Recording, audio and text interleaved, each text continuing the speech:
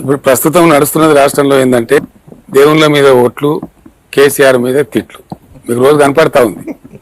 ఆ ముఖ్యమంత్రి గారు ఇతరులు వాగ్దానాలు నెరవేర్చలేక విలవిల్లాడిపోతూ పార్లమెంట్ ఎలక్షన్లో ఓటమి తప్పదు, భంగపాటు తప్పదు అని గమనించుకొని అవుట్ ఆఫ్ ఫ్రస్ట్రేషన్ వాళ్ళు చూపిస్తున్నటువంటి ప్రదర్శన ఏదైతే ఉందో ఒక పక్క సభలు అటర్ ఫ్లాప్ అవుతా ఉన్నాయి.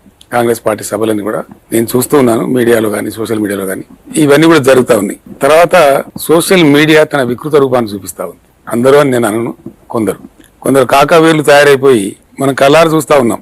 మొన్ననే ఒక వార్త వచ్చింది, 18 రోజుల్లోనే ఒక 700 కోట్ల బీర్లు తాగేశారు రాష్ట్రంలో అని చెప్పి పేపర్లలో అన్నిట్లలో న్యూస్ ఛానల్స్ వార్తలు వచ్చినాయి. ఈ కాకా ఛానల్స్ కానీ కొన్ని రకాల విషయం చెప్పే పత్రికలు కానీ కేసీఆర్ ఉన్నప్పుడు మద్యం అమ్మకాలు పెరిగితేనేమో రాష్ట్రానికి తాగుబోతులు చేస్తున్నారు.